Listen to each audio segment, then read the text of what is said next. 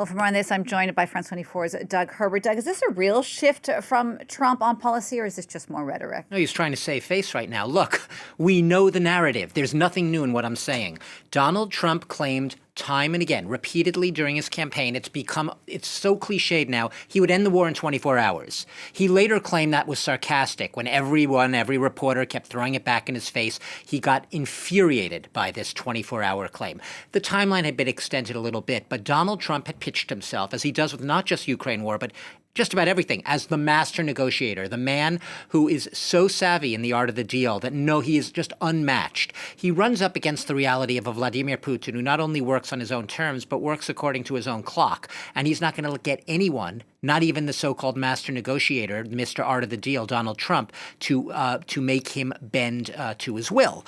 So what we have right now is Donald Trump essentially with the potential of having egg on his face. He'll never say it explicitly this way, but seeming to be a man who is not able to make good on his promise to end the war. So rather than basically stepping up and saying this is proving much more complicated, much more complex, much more nuanced, the people I'm dealing with have much more embedded positions than perhaps I had anticipated or knew about when I was campaigning.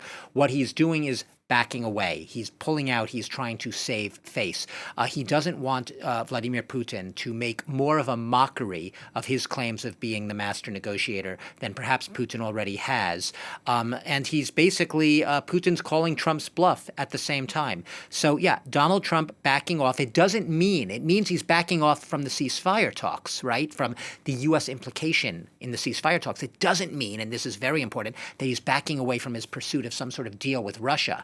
He wants the money, the glitzy stuff. He wants the economic deals. He wants the trade deals with Russia. He wants its energy and its mineral resources and all of that. He wants Russia to open up as an economic partner, but he doesn't want to have to do that dirty work of getting down in the dirt and having to do tough negotiations that might drag on a while. He wanted those over quickly so that he could get what he really wanted, the type of stuff he took away from his Mideast trip, which are the deals, the money, the minerals, the energy, so on and so forth. He's not getting that. So given all of that, what effect might Trump's stepping back actually have on these ceasefire talks or on what's happening between Russia and Ukraine at the moment? I'll use a big word, nefarious, meaning a very damaging and bad effect. What do I mean by that? Ukraine's foreign minister has made very clear in recent days that really the U.S. implication, U.S. involvement is absolutely necessary, realistically, in order to bring an end to this war on anything even vaguely resembling the terms that Ukraine says it absolutely has to have. That is, terms that do not amount to full-scale capitulation to Russia. As things now stand, just about all those terms do amount to, as Ukraine sees it, full capitulation. Europe simply doesn't have the punching power. It doesn't have the political influence right now. And Putin is counting on the fact that you have these diverging paths as we stand here today between Europe and the U.S. administration of Donald Trump.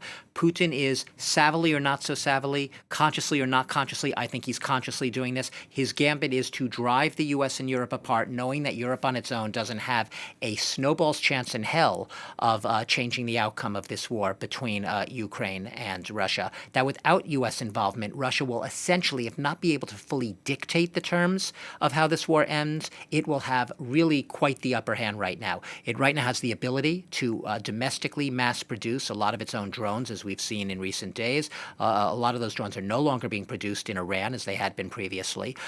So it has the weapons making ability. It still has the troop ability because you just throw men like cannon fodder into the front lines. And Putin will see himself as having the upper hand, even if a lot of outside military observers say that Russia's taken quite a devastating toll throughout this war. Doug, thank you for that. France 24's Doug Herbert.